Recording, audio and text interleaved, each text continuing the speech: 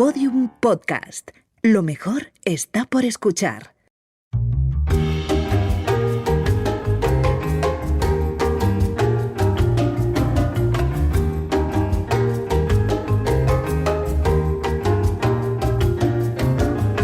Está el pobre David Sentinella esta semana, es el que lo está pasando mal con el calorcito. David, ¿cómo estás, hijo mío? ¿Cómo estás? Yo bien, hombre, afortunadamente con esta música de Escobulandia veraniega, pues al menos me da un poquitín de ánimo, pero los calores aprietan. Juan Ignacio, hijo mío, ¿cómo estás tú? Que me preocupo por ti cada semana.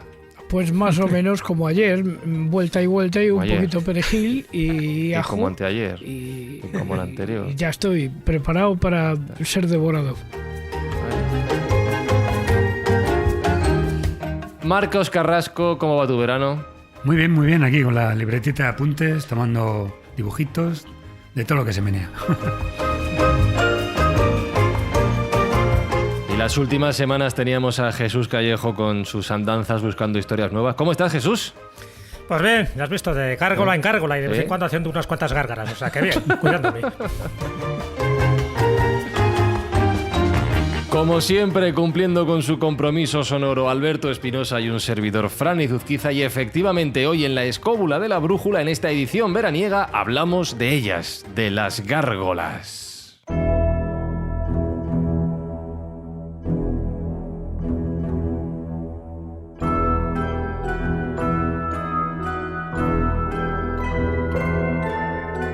Y lo hacemos con nuestro invitado, que es licenciado en Bellas Artes, especialista en restauración, profesor de dibujo artístico. Bueno, es muchas cosas, yo lo he resumido, ¿vale? Es doctor en pintura y dibujo por su tesis Gargolarium, que se ha convertido en libro, en una guía visual del estudio iconográfico e iconológico de la estatuaria gargolaria de España y su entorno, con la editorial Círculo Rojo. José Luis González Munuera, experto en gárgolas. ¿Cómo estás? Pues muy bien, gargoleando. Gargoleando. La gárgola, por cierto, además, ya que he escogido, mira, esta música que he puesto, la gárgola tiene la imagen como siniestra, ¿no? Como de que oculta algo mal. ¿La gárgola da mal rollo siempre o a ti te da buena vibra? A mí me da muy buena vibra. ¿Ah, sí? Todas las da... grandes incomprendidas, la belleza está en el interior. Porque guapas no son. Bueno, en el interior había un canutillo, ¿no? Bonitas de ver no son, José Luis. Bueno, no. depende. ¿Sí? Lo que hay que intentarlas comprender, ¿eh? ¿Ah, sí? Entonces, sí, tienen su mensaje. No se queda en la parte externa. Más de uno tiene. Sí, y más de 7. Depende también del tipo de interpretación que tú le quieras dar y el conocimiento que tengas de ese lenguaje, ¿no? Y realmente todas tienen un significado, pero no por sí solas, que sí que la tienen, sino también en relación con las demás del conjunto. Entonces es importante el poderlas comprender. Yo por eso las veo hasta bonitas. Escúchame una cosa, José Luis. ¿Cuándo empieza este amor tuyo por las gárgolas, esta comunicación gargolera? Remóntanos en la historia, por favor. Bueno, si quieres, te cuento el origen, que fue precisamente viniendo de la habitación de Miguel de Mañara. Fíjate qué cosa más rara. Santo varón. Madre mía. Santo varón. No, lo que pasa es que... Es el prototipo de don Juan Tenorio, digo, para los oyentes. Mira, fue muy fácil. Estaba terminando la segunda carrera, restauración. Acabábamos de venir de hacer un informe de estado de precisamente los cuadros que tenía allí en su habitación Miguel de Mañara, y yendo con los compañeros ya al final del curso a tomar un agua con misterio delante de la catedral, porque el Hospital de la Caridad está pegadísimo a la Catedral de Sevilla. Pues allí, hablando con los compañeros, digo, bueno, y estas que están ahí, que llevan 4 siglos, que, en fin, ¿qué significarán? ¿Qué estarán? Total, llegué a casa con 2 o 3 agüitas de misterio, muy contento, y me puse a investigar qué había escrito sobre las gárgolas. Y no había nada, había un par de monografías, pero no había nada. Y además las monografías lo que indicaban era, por ejemplo, que una gárgola con las piernas cruzadas significaba la soberbia, pero no venía el origen de donde estaba tomado ese significado. Y entonces, pues bueno, me puse a investigar y al final mi tesis, que iba sobre las pinturas a la cal, sobre la pared, sobre qué es lo que yo enseño en la Escuela de arte aplicada al muro, pues cambió al tema de la gargolaria y su significado, del estudio iconográfico e iconológico. Y nada, me ha llevado, ya te digo, 13 libros, porque cada uno de ellos me ha descubierto personajes como el Hombre Verde, como el Caracol y el Guerrero, como los antecedentes del Bosco, la simbología del Bosco, en fin, y cada vez que abro una puerta, pues se abre otra y la verdad es que estoy muy contento con el ámbito este de estudio, porque además no había nada publicado al respecto, al menos en España, ¿no? No había ninguna tesis a ese respecto. Te hago una pregunta más y ya dejo a los demás. Claro, son dime. 1.200 gárgolas en este Gargolarium, pero Sí. ¿cuántas tienes identificadas, José Luis? Más de 30.000. Échale ahí, gárgola. venga. Las tengo clasificadas por simbología, por iconografía, por significado, por ubicación, que es importante, porque además se pueden generar diferentes bloques temáticos dependiendo de la ubicación de las provincias y demás. Y la verdad es que sigo, es decir, cada vez que voy de viaje y encuentro una que no conozco, pues además hay una peculiaridad que las hace únicas, que es que no hay ninguna igual. Ujú. Ninguna, en todo el Mm. mundo. No hay ninguna igual. Me encontré en Batala en un congreso internacional que estuve dando una charla sobre precisamente las gárgolas y me encontré en ella una de unos indios con su iconografía típica, con un penacho de pluma y demás, y parecían iguales, pero no, eran especulares. Es decir, era una la imagen invertida del otro. Por lo tanto, no he encontrado ninguna. Sí existe un nexo de unión entre la iconografía, es decir, cuando se habla de la boca del infierno, toda se representa de igual manera, con una boca grande, con un tocado armenado, en fin. Pero básicamente la iconografía es lo único que rula. Ahí después entrará la maestría del cantero, etcétera. Habría mucho que decir con respecto al tema de la cantería, de los canteros y su lenguaje, ¿no? Y cómo esa plasticidad simbólica se expresa justamente en las gárgolas. Wikigárgola, Jesús. Sí, la verdad que sí. No, yo digo que doy fe porque, bueno, yo tengo el tomazo, prácticamente la Biblia de las gárgolas que ha escrito José Luis, y no solo lo ha escrito, sino que lo ha dibujado, que es una faceta yo creo que importante también señalar, porque menuda paciencia le ha tenido que echar, no solo descubrir cada una de estas gárgolas, dibujarla y además con todo tipo de detalles. Y sobre todo, que es un poco la pregunta que te quería hacer, ver el significado, ¿no? Está claro que la gárgola tiene un aspecto muy básico, en principio, y muy práctico, que es el de canalización del agua, es decir, de tubería. Por eso también están en el exterior, o sea, sobresalen de la fachada o de la cornisa, precisamente para eso, ¿no? Para que evacúe el agua en zonas no peligrosas o por lo menos que no atente a la estructura del edificio, en este caso del templo, de la catedral. Pero es verdad que luego hay otro tipo de interpretaciones que son las que me interesan, y yo sé que a José Luis también le interesa, que son las simbólicas. Es decir, vale, muy bien, perfecto, es una canalización, pero ¿por qué de esta forma? ¿Por qué figuras humanas? ¿Por qué figuras monstruosas? ¿Por qué seres híbridos? ¿Por qué seres demoníacos? ¿Por qué seres mitológicos? Entonces entiendo, y sobre todo dentro del contexto del románico, que todo tiene un significado, y sabes que nada se hacía por casualidad.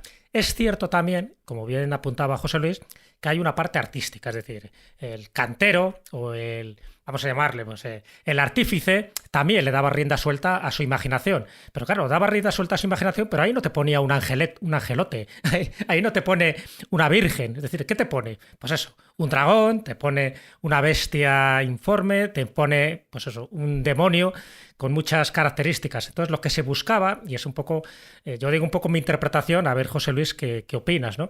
Desde mi punto de vista, lo que se busca ya no solo representar algunos pecados capitales de lo que debe o no debe hacer, que eso también aparece en los canecillos, sino más bien son guardianes, ¿de acuerdo? Son los guardianes o son los vigilantes del templo.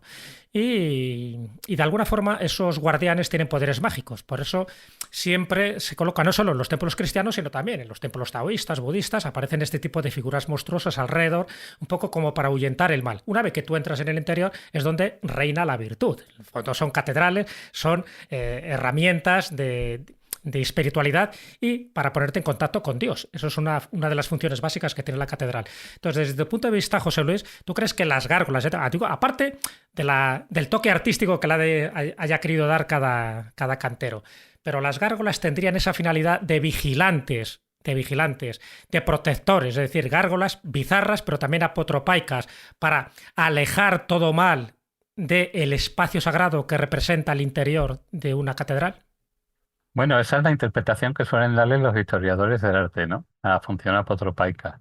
Pero existen muchos otros tipos de interpretaciones que se le pueden dar precisamente a esta producción garbolaria. El problema es cuando pensamos que es una producción externa al conjunto del bloque de la catedral o del edificio monacal o del edificio público. Y no, es decir, yo creo que forma parte de un plan iconográfico perfectamente diseñado en el que, como tú bien has dicho anteriormente, no hay nada que se escape, no hay ni una sola piedra que se mueva sin que esté perfectamente diseñado. Y eso lo podemos ver en catedrales como la Catedral de Sevilla, que en su lado este solamente están las figuras que están dedicadas a ejercer de psicopompos, en la parte norte están las figuras mitológicas, la parte noble, etcétera, ¿no? Es decir, corresponden perfectamente a un plan iconográfico perfectamente diseñado. Que la función sea esa no tendría sentido en el sentido, y valga la redundancia, no tendría sentido porque hay otro tipo de gárgolas que no tienen nada que ver con esas funciones, como son aquellas que son de carácter sexual, de carácter totalmente ajeno a lo que sería más bien representantes de un tipo de forma de pensar en la sociedad. Entonces, no es tan básico la interpretación, pese a que es la aceptada comúnmente o generalmente por los historiadores, ¿no?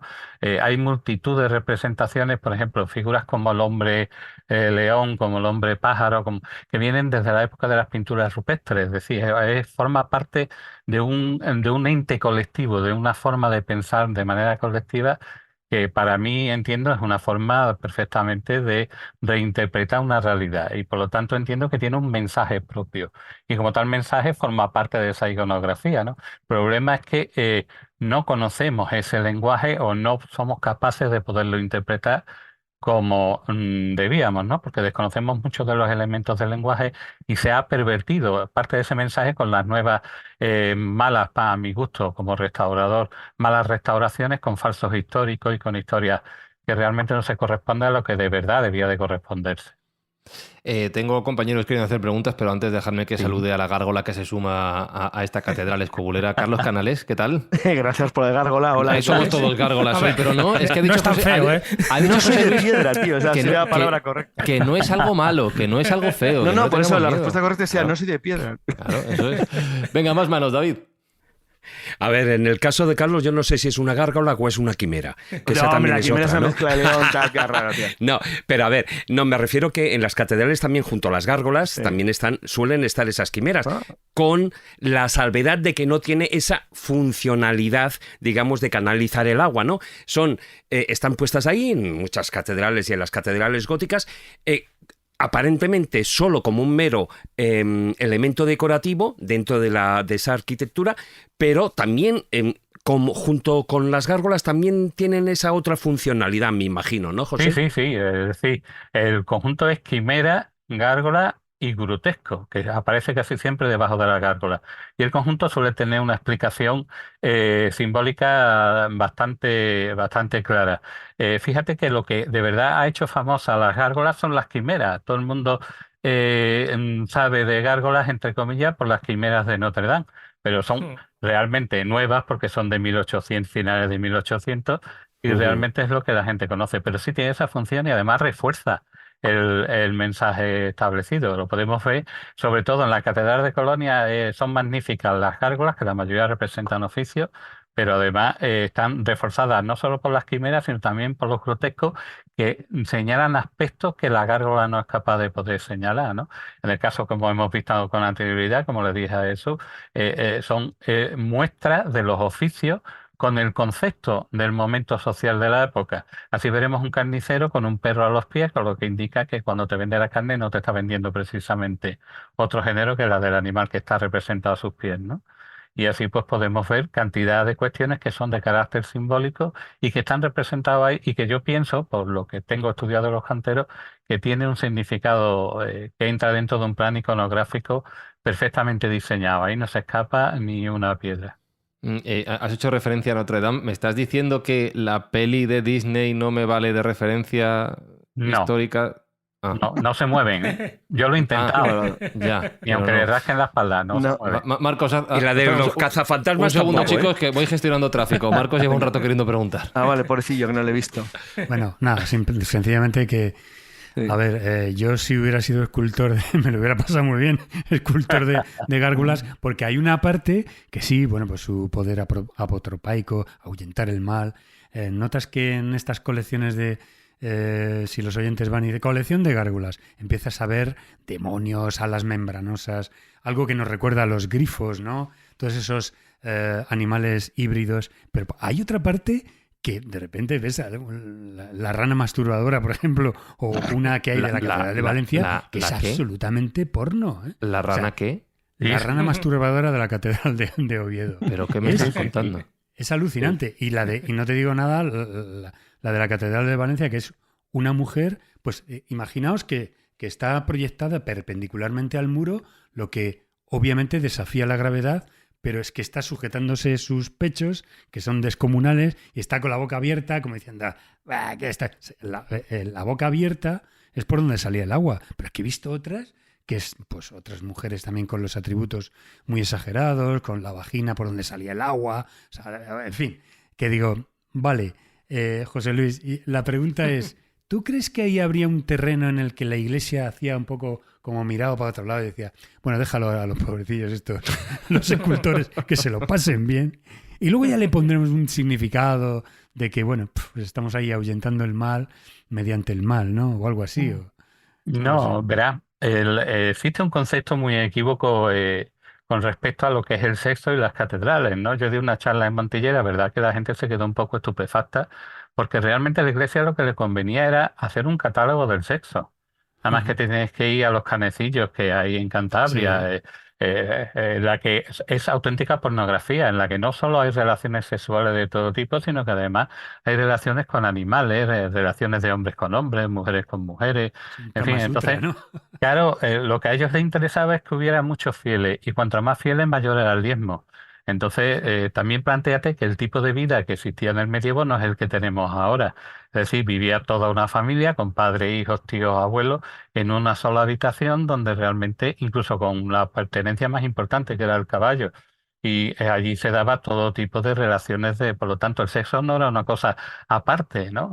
Después de la Revolución Francesa nos volvemos un poquito más ibaritas y empezamos a pensar que el sexo es pecaminoso, pero la Iglesia nunca ha castigado el sexo, ni siquiera cuando existía la Inquisición y se perseguía al personal, ¿no? Lo único que buscaba la Iglesia era castigar a todo aquello que fuera anatema con la Iglesia o brujas y demás, pero para de contar. Y en España en particular es donde menos ejerció la Inquisición y donde menos quemamos. Vete a ver los alemanes, los ingleses, los franceses, eso sí que quemaron y fueron inquisidores. Lo que pasa es que nosotros tenemos la leyenda negra que fomenta incluso hoy día por algunos de nuestros dirigentes, ¿no? Y no, la verdad es que no. El sexo está, y además está de manera bárbara en todas las catedrales, ¿eh? Lo que ha citado, por ejemplo, en la Lonja de la Seda de Valencia, aparece un señor con alas metiendo sus partes pudendas en un jarrito. Es decir, ¿a quién se le ocurre eso? A mí no se me ocurriría, pero existe y están representados de manera continua, ¿eh? Las mujeres masturbándose, los eso, animales. Cuéntame lo de la rana, José Luis, por favor, que a mí me habéis dejado loco. Bueno, esa está en Oviedo y es una rana que se está tocando sus partes, no conlleva más historia. Ten en cuenta que también hay que distinguir... pero una rana que se está tocando sus partes, hay que tener la cabeza también un poquito... No, lo dice, lleva más historia. Eso sí que sí. Ya, por eso. Pero con una cara de placer, Fran, que no te lo pueden imaginar. Lo más normal del mundo. No, pero verás que es lo más normal. Una rana tocando sus partes es lo que ve cualquiera todo el día. Claro, creo que sí, que se vemos a menudo, ¿eh? Y lo dice en serio. Sí, no, vamos. En las paradas de autobús. Ponte un telediario y tú verás... ranas claro, tocándose en sus partes todo el tiempo, ¿no? Luego ella misma se hace la prueba de la rana. Claro. Aunque en realidad no es una rana, es un sapo. Pero bueno. Joder, ese matiz es importante. Claro. Es que no significa lo mismo dentro de la simbología de las gárgolas, no es lo mismo una rana que un sapo. Tiene el sapo dentro de la fauna del demonio. La fotomina estaba relacionado con el mundo brujeril, efectivamente. Claro, por eso lo de los Simpsons chupando un sapo. Sí. Por eso. Y la rana está relacionada con lo primigenio, con el agua, con la tierra, un significado mucho más positivo, ¿no? Hombre, lo que está claro es que en este caso esas hipótesis tradicionales de que, como antes estaba comentando Jesús, ¿no? De que serían esas imágenes fuera del templo, que serían como las guardianes de ese Jerusalén celeste, en este caso se cae por el suelo, ¿no? Toda esa teoría. Claro, es que planteate que, ya te digo, sigue un hilo argumental. Entonces, no es lo mismo el tipo de gárgola que está en un claustro que son casi Claro. siempre de tipo más elevado en el sentido de hay imágenes de sexo, incluso de perversiones, ¿no? Por ejemplo, una mujer ¿cómo se representa el aborto? Pues se representa a una mujer con un niño vestido al hombro tocándose el sexo. Es un tipo de representación muy determinado. Y además es una iconografía que lo curioso es que en el siglo XII todavía no se había inventado la imprenta, por lo cual ese tipo de iconografía se tomaba del relato de un cantero que iba de una obra a otra, iba hablando de la iconografía y si te fijas el tipo de iconografía es la misma aquí y en Pekín, es decir, básicamente es la misma, ¿no? Y nos vamos a encontrar con que, claro, ya dependerá de la maestría del cantero, como hemos dicho, pero la forma de representarlo es siempre idéntica y por lo tanto hay unas claves iconográficas que se repiten a lo largo no solo del territorio español, sino de toda Europa. Acabas de decir una cosa súper interesante, bueno, aparte de lo de la continuidad de las claves de los mensajes a nivel universal o por lo menos mundial, que es lo que acabo de entender. Pero hay una cosa muy curiosa que está relacionada con lo que ha comentado David, y es que, claro, parece una tontería cuando has dicho, como ha comentado Jesús, la diferencia entre un sapo o una rana, lo cual significa un cierto conocimiento por parte de la gente que está viendo aquello y tenga capacidad para interpretarlo. Pero en este sentido, te voy a hacer una pregunta, es una pregunta de curiosidad. Dado que todo esto está relacionado a elementos simbólicos y que imagino están codificados de alguna manera y que por supuesto los canteros sabían perfectamente lo que hacían, en el caso, por ejemplo, no me refiero necesariamente a las gárgolas, sino a la representación iconográfica en catedrales. ¿Qué opinas, por ejemplo, de que se incorpore, cuando se hace una restauración, un astronauta o un alien, un extraterrestre? ¿Cuál es tu opinión sobre eso? Bueno, yo, aparte de ser licenciado en Bellas Artes, soy licenciado en Restauración.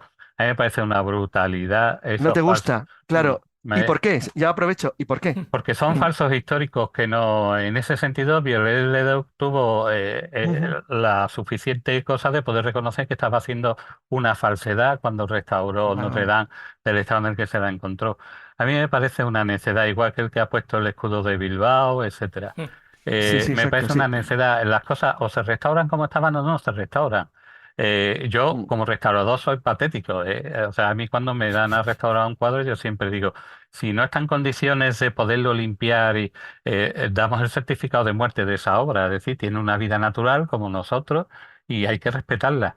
Meter cosas nuevas que no tienen ningún sentido, como bien has puesto el ejemplo del astronauta o el diablo tomando un polo en la Catedral de Salamanca, en fin, a mí me parecen aberraciones absolutas. Sin embargo, por ejemplo, cuando tú metes a Teresa de Calcuta o a Darth Vader, la persona que yo admiro y sigo y adoro, pues resulta que en una catedral de nueva construcción tiene su sentido, ¿no?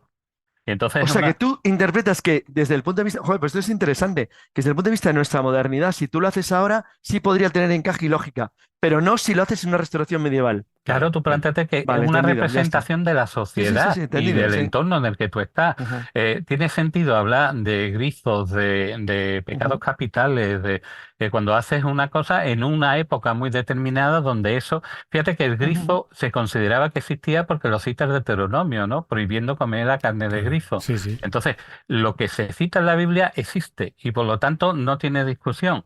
Hoy día sería impensable pensar en un grifo, evidentemente, salvo el que no Y echa comer agua. carne de grifo tiene mérito, ¿eh? Primero tienes que pillarle. No, hombre, Sí, sí, está que claro. te deje, ¿eh? Y que te Como deje la del porque... unicornio. Bueno, pero bueno, San Borondón se enfrentó a un grifo, según dice él, es decir, que Es un animal peligrosillo, el grifo, se supone que era muy peligroso. sí, sí, te puede dar un picotazo. Pero, ¿sabes lo que te quiero decir? Entonces, yo lo entiendo como una representación de la sociedad. Entonces, que Vale. haya un soldado inglés con máscara de gas y esté Darth Vader en la Catedral de Washington, me parece muy normal porque es una representación de su época.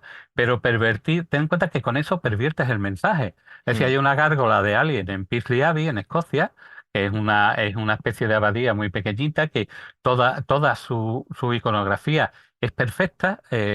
Si después tenemos tiempo, hablaremos de 3 de esas gárgolas. Y sin embargo, resulta que al meterle un alien, el restaurador Ya.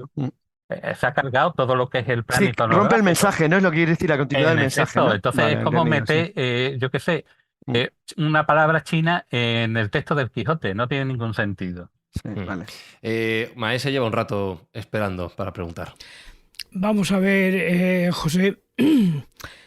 A ¿Has mí traído me la parece guitarra? que... ¿Eh? Eso marca que eres Sí, escobulero. te has traído la guitarra para el espacio. Bueno, José, vamos a ver, hay una cuestión que es absolutamente fundamental y es distinguir lo que es la gárgola en el gótico medieval de lo que es la gárgola posterior. De alguna manera, si vemos la época medieval, hay que tener en cuenta en una institución que se produjo entonces y que tenía que ver mucho con las gárgolas, que es el Risus Pascalis. Ten en cuenta que después de la Cuaresma, tú sabes perfectamente que algunos sacerdotes hacían mofa de alguna manera del tema sexual y tal, enseñando sus partes pudendas a los fieles, diciendo: señores, esto es pecado.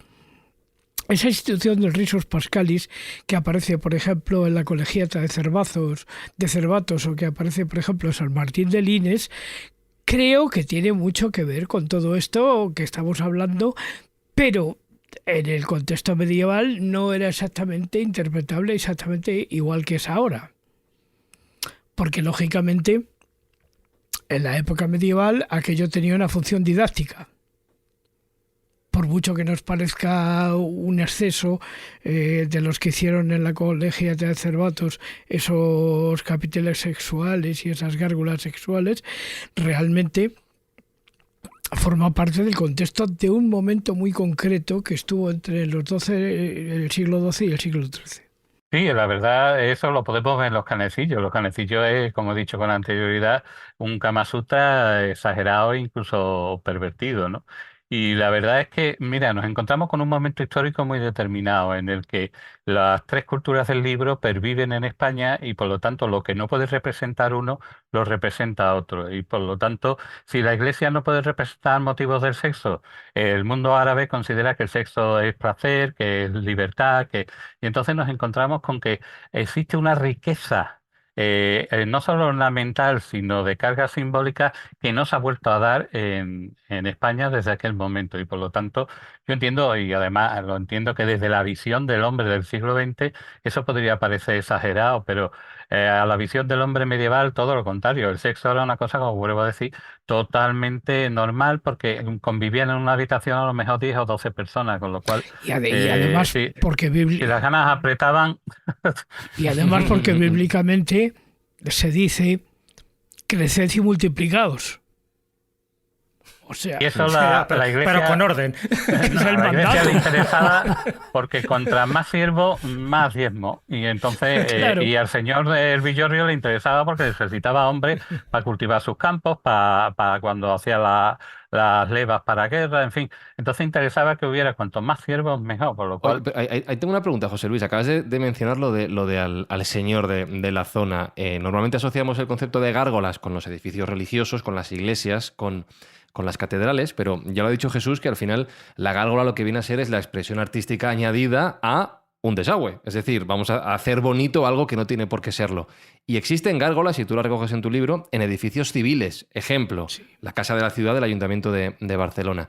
¿Qué es lo que prima ahí? ¿El mensaje a los ciudadanos o la expresión artística de algo que puede demostrar que es un edificio señorial porque podemos hacer bonito lo que iba a ser feo en un principio? no, el mensaje a los ciudadanos es lo de menos. Lo importante es el mensaje que se quiere dejar en el plan iconográfico. Además, un mensaje que está vetado a la inmensa mayoría de la gente. Es decir, sigue unas claves iconográficas que muy poca gente los va a poder comprender. Por ejemplo, ahora que está tan de moda lo catalán y demás, nos encontramos con que en el Ayuntamiento de Barcelona están los pecados capitales perfectamente representados y con un nivel artístico importantísimo, ¿eh? O sea, son figuras que podrían considerarse esculturas. De hecho, una de las cosas que yo defiendo precisamente en mi tesis es la calidad escultórica de cada una y cada una de las gárgolas, ¿no? Vuelvo a repetir, no existe dos iguales, es decir, son únicas en su especie y cada vez que se pierde una gárgola estamos perdiendo un elemento cultural importantísimo, ¿no? A mí me da mucha pena cuando, yo qué sé, guío alguna visita a mi catedral y subo arriba a la girada y me encuentro las gárgolas que se han caído que no se han repuesto. Pues me da mucha pena en el sentido de que en un lenguaje estamos empezando a quitar palabras y no vamos a ser capaces de comprender el mensaje completo. Y es una pena, ¿no? Porque no solo es un mensaje, como te diría, cultural, sino que también es un mensaje estético que conlleva además una clave con respecto a la totalidad del conjunto.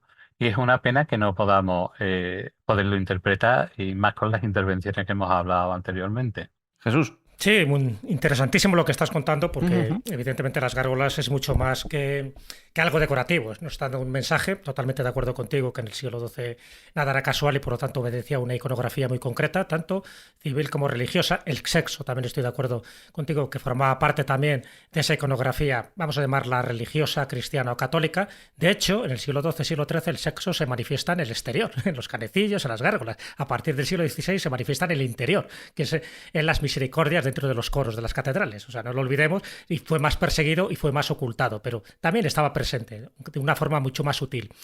Cuando hablabas un poco también de esos falsos históricos, me vienen a la mente dos ejemplos muy significativos, porque lo del astronauta o lo del demonio comiéndose un helado de 3 bolas no son gárgolas, pero sí es una gárgola, por ejemplo, el fotógrafo que está en la Catedral de Palencia.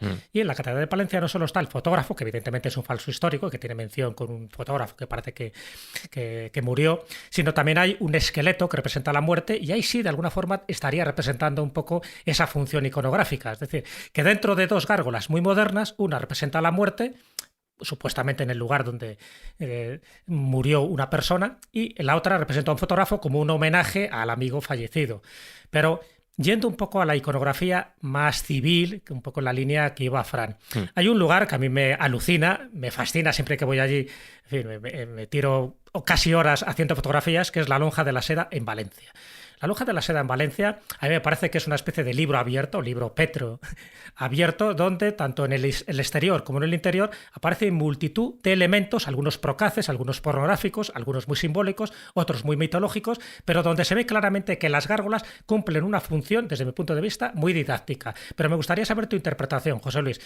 Tú, además, que lo conoces muy bien y en tu libro lo describes. La Lonja de la Seda, además de la función comercial que tenía, ¿está representando un mensaje a la vista de todos y sin embargo no lo acabamos de comprender? Bueno, es que la Lonja de la Seda no es solo ya las gárgolas, sino también lo que está representado en la Puerta de los Pecados, figuras que están nadando contra corriente, que están huyendo y sin embargo están yendo hacia un monstruo, figuras que están fornicando con la propia catedral.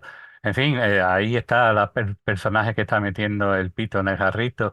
En fin, y la figura que cuando subes a la parte de arriba es la primera que te encuentras, que es una mujer enseñando su sexo, ¿no? Que además expulsa el agua por ahí. Sí, claro, cumple un cometido iconográfico perfecto, pero claro, hay que saberlo interpretar. Y ese es el problema. Es decir, una vez que estás allí tienes que ver la ubicación de una con respecto a otra y empezar a hacer pequeñas interpretaciones de una con otra. Es decir, la gárgola tiene supuestamente hasta 7 niveles de interpretaciones distintos. Es la gárgola en sí misma, la gárgola con la gárgola que tiene al lado, con la que tiene al otro lado, es decir, la que está a izquierda a derecha, con las que tiene con todo el conjunto de ese bloque de pared o de ese lienzo de pared, con las que tiene con la relación con todas las demás bloques y con el conjunto de la catedral, ¿no? Así pues nos vamos a encontrar, por ejemplo, en la Catedral de Sevilla, gárgolas de cañón, que son cabezas de dragones y que están justamente en la parte del sagrario. ¿Por qué en el sagrario y el dragón? Porque el dragón tiene que proteger el tesoro. ¿Y qué vale el tesoro? Precisamente la esencia del cuerpo de Cristo, ¿no? Que se encuentra en el sagrario. Y así nos vamos a encontrar con multitud de significantes y significados totalmente distintos.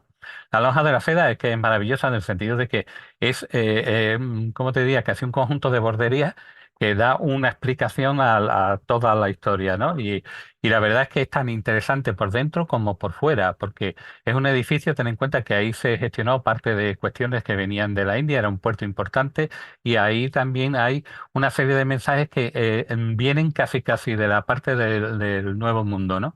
Y sería interesante poderlas analizar, ¿no? Ya te digo que el mundo de las gárgolas, como comentaban tus compañeros antes de empezar el programa, es un mundo tan apasionante que te va abriendo puertas, ¿no? Como para 13 libros. Espérate, que tengo 5 o 6 más, o sea. Ah, bueno, entonces todavía no has terminado. Una cosilla, y si tienes 5 o 6, seguro que lo que te iba a preguntar lo has tocado ya. Pero es que tal como lo estás escribiendo, que es interesantísimo, claro, estás hablando de un lenguaje simbólico. un lenguaje simbólico proyectado a la gente que está debajo y lo veía. Imagino que eso va por capas o niveles, no es lo mismo. Claro. Habrá gente que es capaz de interpretarlo de una mejor manera y otra lo interpretará peor. Pero la pregunta es, de lo que estamos hablando, la Edad Media, vamos a poner un arco que va del siglo a lo mejor XII hasta el siglo XV. Es decir, ¿tú crees que cuando eso se hacía, los maestros canteros, dirigidos por quien fuera, con la orden o el interés que fuera, hacían esas representaciones simbólicas? Evidentemente había la idea de que la gente entendiera de qué iba el asunto, pero había grados de conocimiento y la interpretación, o se intentaba que el mayor número posible de gente lo entendiera. Yo creo que había diferentes niveles. Uno, Claro, lo que era el vulgo, es decir, que la sí, gente viera como un manual, ¿no? Ten en sí, cuenta que exacto. la cultura estaba encerrada en los monasterios y entonces había que hacer como una especie de catálogo. Las pinturas eran una especie de catálogo en la que se iba a un cómic. Para que nos entendamos, era una especie de cómic donde la gente entendía. Pero después hay una serie de mensajes, de elementos que están fuera del lugar, pero que están perfectamente ubicados dentro de la iconografía para gente que estuviera iniciada. Ten en cuenta que la cantería era una especie de grupo iniciático que después se pervertirá en la masonería y se trasladará en el tiempo de la operativa a la especulativa y perderá todo lo que es la base, pero la simbología está ahí.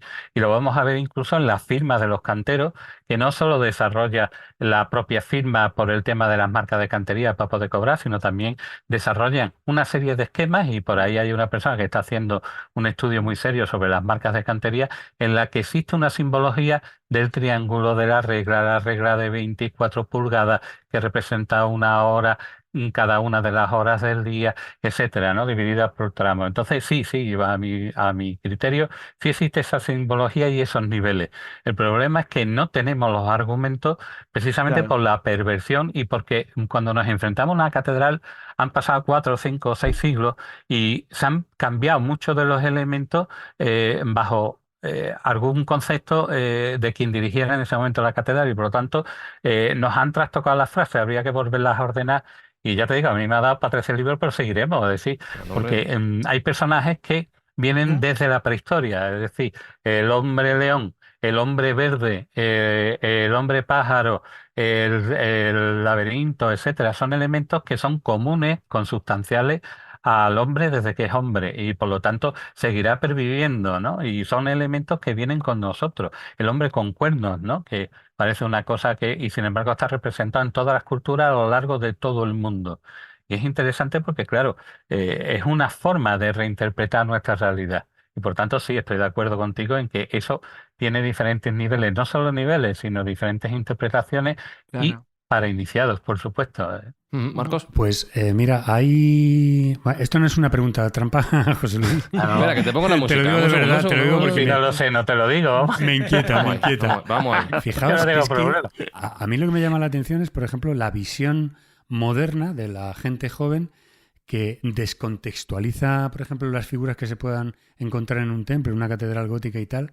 Entonces, pues le parece, en algunos casos, las gárgolas, quitándola el tema cómico, como algo aterrador, como lo que he mencionado antes del dragón, del grifo y tal, ¿no? No sé si te habrás dado cuenta o lo habrás estudiado, que hay mucha gente joven que utiliza la gárgola, la figura de la gárgola, que hay infinidad de figurillas que se venden por ahí. Y es que eso proviene de la cultura pop, gótico, de los góticos, con todo este tema del post-punk, de la New Wave, del oscurantismo de la catedral gótica, del vampiro. Pues nada, han adoptado la gárgola como, bueno, yo me imagino que es un efecto de descontextualización y que desconoce realmente de dónde proviene. Pero es otro de los... Te lo digo además, sinceramente, es que mi hija ha estado en esta historia y tenía figuras de gárgolas repartidas por la habitación y decía, ¿y esto? O sea, es como que estás conjurando ahí un estado de, en fin, de este gotiqueo, como digo yo, ¿no? Del gusto por lo macabro, por lo oscuro, por la catedral, por el vampiro, por la zarza, por yo qué sé.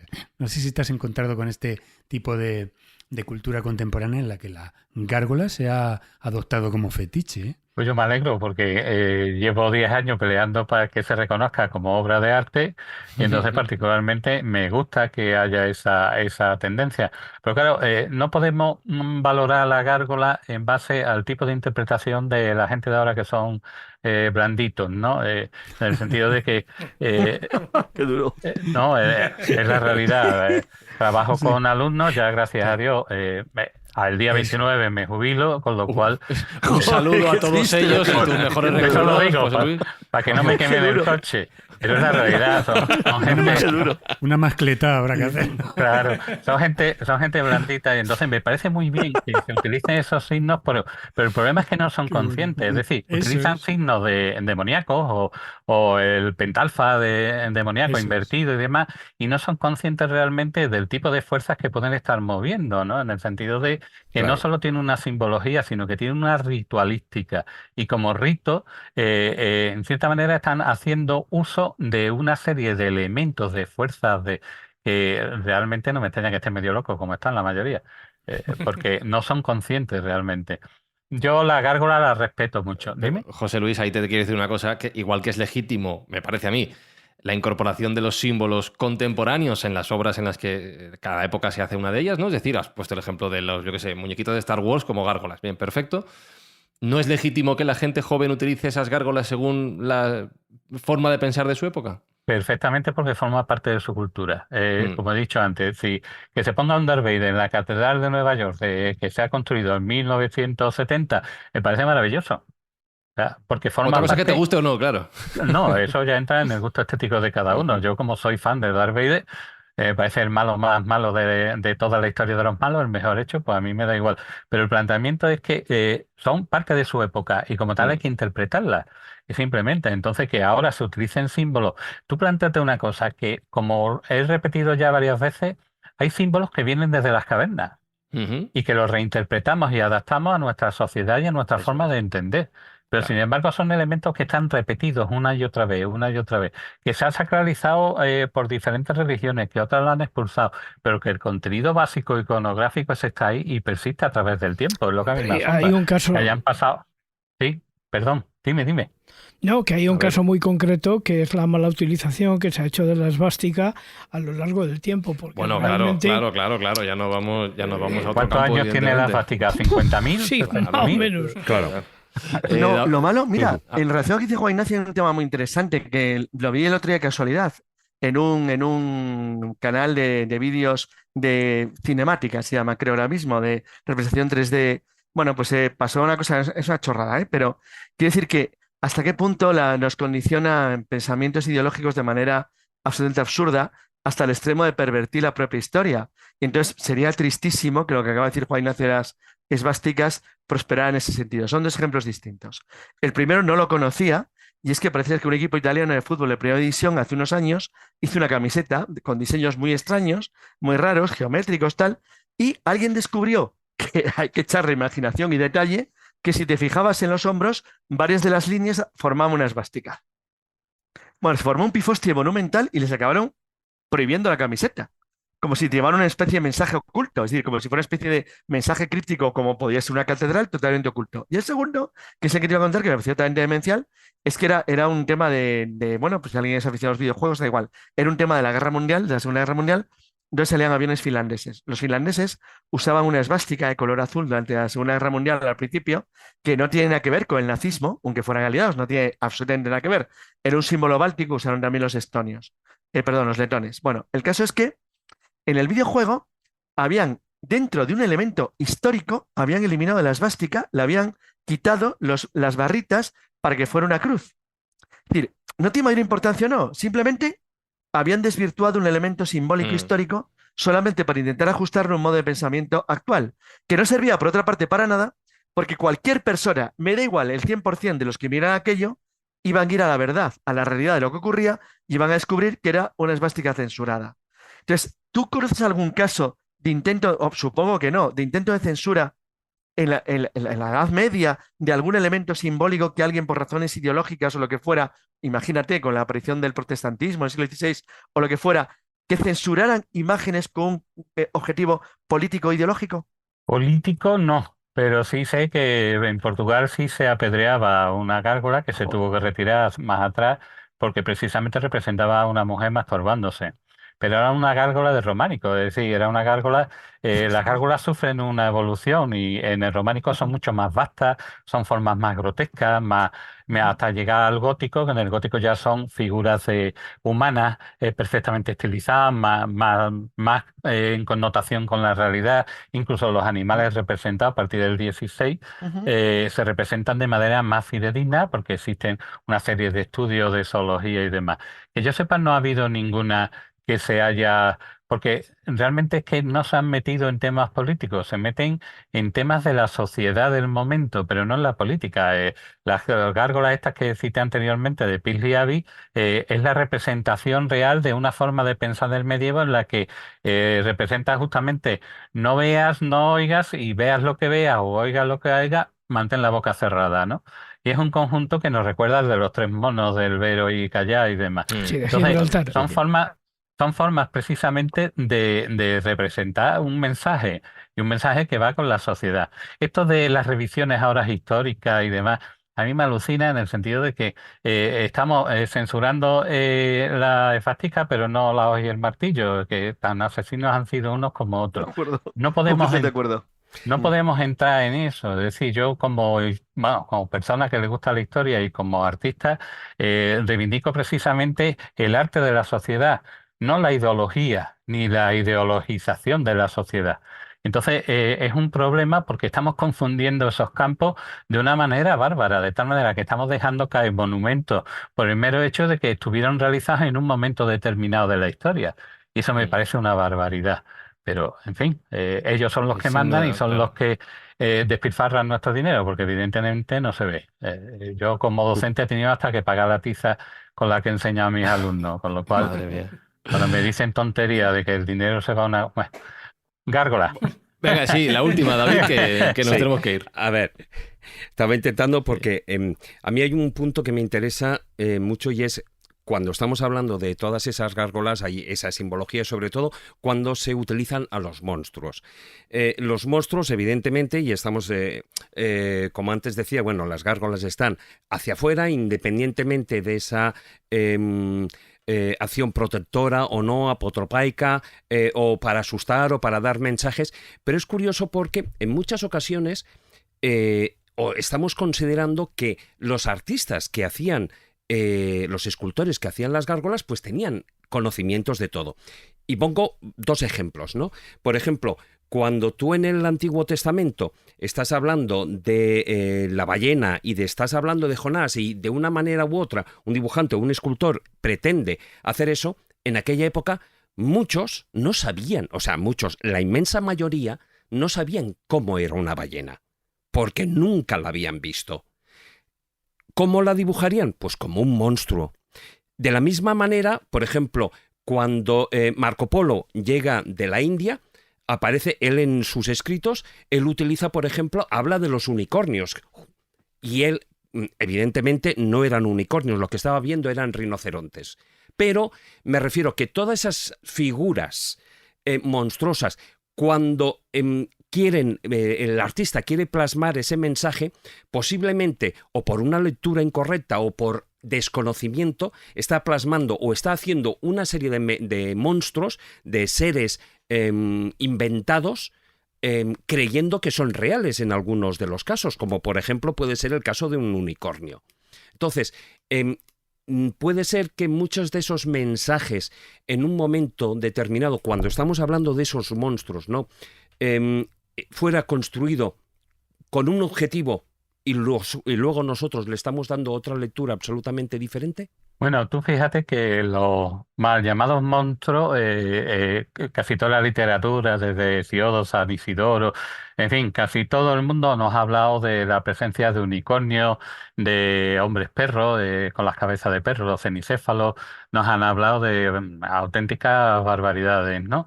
Pero tú planteate una cosa, vete a lo esencial. ¿Qué es un monstruo? Un monstruo es algo que puede tener esencia humana, de hecho la mayoría de ellos están antropomorfizados pero lo que representa realmente es que el hombre pierde la esencia de sí mismo, es decir, ha perdido lo que le rige, ha perdido la cabeza. Entonces cuando vemos hombres pájaros, hombres lobos, hombres perros, vemos perfectamente una representación de cómo se aleja de la realidad. Pero sin embargo, en ese momento en el que fueron gestadas, plantéate que la Biblia nos cita a la mantícora, nos cita, como anteriormente hablé, con el grifo. Incluso me parece recordar que hay un pasaje en el que se habla de unicornio. Ten en cuenta que cuando Durero dibuja su rinoceronte, no lo había visto. De hecho, en Europa, desde el Circo Máximo hasta 1400 y pico, que llegan los primeros rinocerontes, uno que se lo regalan al rey de Portugal y otro que llega aquí y Felipe IV lo pone precisamente en el corral de la Abada, que se llama precisamente así porque estuvo ahí un rinoceronte expuesto para que lo viera todo el mundo. Nadie había visto antes un rinoceronte y por lo tanto Durero lo hace de una descripción que le cuenta un mercader y sin embargo fíjate que se ha usado como representante.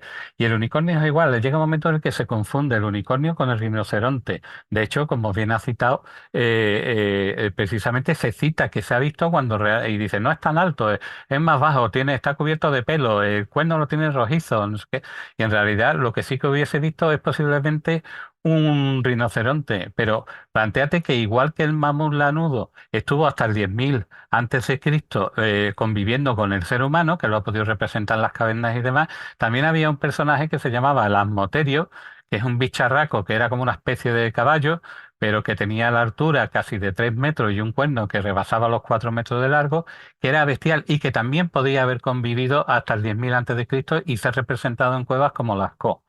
Por eso, cuando hablamos de representaciones iconográficas, me voy al principio, que es a donde me ha llevado. Yo empecé con las gárgolas y tiré para atrás y tiré para adelante. Y me encontré con que podía llegar perfectamente a seguirle el rastro a muchas de esas imágenes hasta las pinturas rupestres, pero que ya estaban representadas con anterioridad a algunas de las gárgolas en los marginarias de los libros medievales, en los marginarias de los libros iluminados.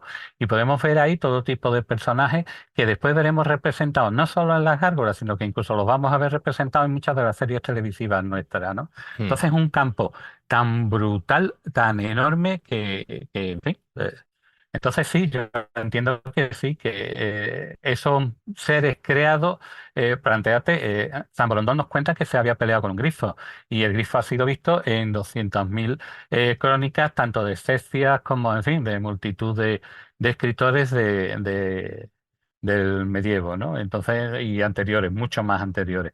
Entonces nos encontramos con que existen ese tipo de reconocimiento iconográfico. Ahora, ¿se ajusta a la realidad? No podemos saberlo. Claro, imposible. Yo fíjate que no pensaba, no sabía que iba a dar para tanto el tema de las gárgolas, pero claro, como tú bien has dicho, si tienes solo 1.200 en este Gargolarium, de las 30.000 que tienes fichadas en tu catálogo, en tu base de datos, en tu enciclopedia de gárgolas de todo el mundo que tienes en casa y esa... Voy a decir ya 20 libros por redondear, escritos, publicados o preparados para el futuro, pues cómo no va a dar tanto de sí. Os recomiendo, escobuleros, que os hagáis con este Gargolarium de José Luis González Munuera si queréis más información sobre todo este apasionante tema que ha dado pues casi para una hora de conversación, José Luis, y estoy seguro de que para muchas más en el futuro. Así que gracias por acompañarnos en este verano escobulero. Yo agradecido a vosotros, ya os digo, se lo dije a Jesús cuando me ofreció la oportunidad. Estoy encantado y para mí es un honor acompañaros porque os he escuchado y os escucho cada vez que estoy dibujando y por lo tanto para mí está con tal amalgama de personajes, estoy encantadísimo. Vamos, para mí es un honor más que, y sobre todo conocer a Maese, que echan falta la guitarra. Y al sistema operativo. Al sistema operativo que estaba deseando conocerlo y que se lo dije. Justo arriba tiene la imagen. Aquí los tienes. Bueno, cada uno lo de Sí, claro, cada uno en una posición distinta, pero vamos, para mí es un honor y debajo. ojalá sea la primera de muchas. Yo Eso es, seguro que sí, seguro que sí. Joder, encantado lo he dicho, José de verdad, Luis. de corazón. Gracias, un abrazo y hasta Hasta la luego. próxima, seguro que sí. Venga, Adiós. muchas gracias. Hasta luego. Un abrazo, José Luis. Hasta luego, Un abrazo, José José. Luis.